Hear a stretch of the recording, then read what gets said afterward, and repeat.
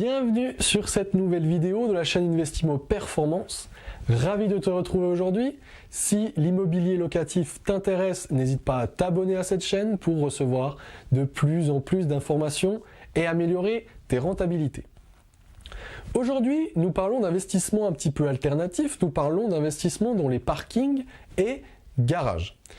Effectivement, tu sais que l'immobilier, c'est les appartements, c'est les locaux commerciaux, c'est les immeubles, mais ça regroupe aussi les parkings et les garages.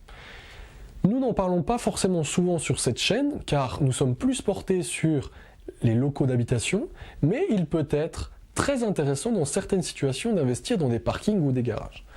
Donc aujourd'hui, dans cette vidéo, je te donne les différents points d'attention, les différents points positifs et négatifs qui, selon moi, permettent ou non d'investir dans les parkings ou garages. Nous allons donc commencer premièrement par les points positifs d'investir dans les parkings ou les garages. La première chose, tu l'auras compris, c'est que la gestion locative d'un parking ou un garage est quasiment nulle. Donc si tu n'aimes pas, entre guillemets, te prendre la tête potentiellement à des locataires, recevoir des appels de manière régulière s'il y a des choses qui ne se passent pas bien dans l'appartement, pour un parking ou un garage, eh bien, tu es au bon endroit. Deuxième point positif du parking ou du garage, c'est que cela nécessite quasiment zéro entretien. Effectivement, tu n'as pas de meubles, tu n'as pas d'électroménager, il est rarement quasiment impossible de casser quelque chose dans un parking ou un garage car il n'y a quasiment rien. Donc au niveau de l'entretien, eh bien, c'est quasiment nul lui aussi. Au niveau du parking et des garages, l'avantage aussi, c'est que, eh bien, c'est des beaucoup plus petits montants que les appartements. Et effectivement, si tu es un peu novice et si tu as peur de t'endetter, si tu as peur des gros montants, ça peut être vraiment une alternative d'investir dans l'immobilier, mais via des parkings et des garages qui sont des montants quand même beaucoup plus raisonnables que les appartements. Donc ça, c'est vraiment au niveau des points positifs. Au niveau des points négatifs, eh bien évidemment il y en a, sinon ce ne serait trop facile d'investir dans les parkings ou les garages, tout le monde le ferait. Eh bien c'est qu'il n'est pas forcément facile d'optimiser la location d'un parking ou un garage. On connaît aujourd'hui la division d'un parking pour faire des places moto, ça c'est possible, mais à partir de là, c'est difficile d'optimiser un parking ou un garage pour faire beaucoup plus de rentabilité que la rentabilité classique. En plus de ça, tu le connais, eh bien un parking ou un garage, c'est forcément loué en location nue. Ce qui veut dire en nom propre revenu foncier, ce qui veut dire fiscalité très peu intéressante. Et de là découle aussi le fait qu'il est quasiment impossible de faire du déficit sur des parkings ou des garages. Pourquoi ? Eh bien parce que tu ne peux pas faire de travaux. Il n'y a pas de travaux dans les parkings ou les garages qui te permettent donc de te mettre en déficit et de ne pas payer d'impôts, à part évidemment si tu es en société. Cela fait aussi des parkings ou des garages, eh bien, vu que les montants sont quand même plus petits, ça va te demander en général potentiellement de faire beaucoup plus d'affaires, d'acheter beaucoup plus de biens pour avoir quelque chose eh bien, qui te permette d'avoir un revenu intéressant par rapport à un appartement. Tu peux par exemple acheter 10 places de parking pour un seul appartement en termes de montant, pour arriver au même montant et pour arriver au même revenu. Donc ça te demande quand même plus de travail de recherche et plus de passage aussi chez le notaire.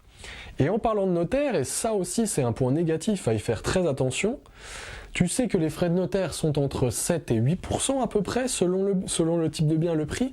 Mais entre guillemets, le problème avec les parkings ou les garages, c'est que le montant est beaucoup plus petit et malheureusement, il y a des frais qui sont incompressibles et donc ces frais font que le pourcentage de ces frais par rapport au prix du bien sont beaucoup plus importants. On parle des fois entre 15 et 20% de frais de notaire pour un parking ou un garage. Je te donne un exemple très clair pour vraiment te montrer que c'est la réalité et que je n'abuse pas sur ces chiffres. J'ai dernièrement vendu un garage à 15 000 € et la personne qui a acheté ce garage a payé la totalité d'un prix à 17 500 € je crois. Donc ça fait quasiment 20% de frais de notaire pour un garage. Donc tu te rends compte qu'en termes de pourcentage et en termes de montant, on est quand même quelque chose qui vient gréver ta rentabilité et qui vient évidemment pénaliser ton cash flow. Donc ça, c'était au niveau des points négatifs. Je vais revenir sur un point positif qui finalement aussi est intéressant, c'est que les charges de copropriété liées au parking ou au garage, comme en général il n'y a pas de chauffage et des fois même pas d'électricité, eh bien en termes de pourcentage par rapport au montant, c'est quand même beaucoup plus bas qu'un appartement. J'espère que cette petite vidéo t'a un peu éclairé sur l'intérêt d'investir dans un parking ou garage par rapport aux appartements. Sache que c'est toujours de l'immobilier et ça peut être aussi un intérêt de diversification.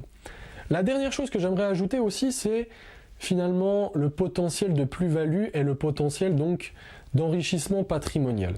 Aujourd'hui, avec un parking ou un garage, tu peux faire des cash flows, tu peux faire un peu de rentabilité, mais tu ne vas pas tabler sur une énorme plus-value à terme. Effectivement, ce sera beaucoup moins valorisé qu'un appartement.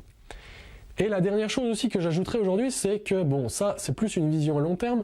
Tu sais que aujourd'hui, par exemple, dans les centres-villes, il y a quasiment plus de voitures, les parkings se font très rares, on est plus en plus dans l'électrique, dans les vélos électriques, dans les choses comme ça. Eh bien, potentiellement, les parkings ou les garages ne seront plus quelque chose qui sera très intéressant. J'espère que cette vidéo t'a plu. N'hésite pas à commenter si tu as des questions, n'hésite pas à t'abonner si tu souhaites recevoir plus d'informations sur l'immobilier locatif. En tout cas, je te dis à tout bientôt pour la prochaine vidéo sur la chaîne Investimo Performance.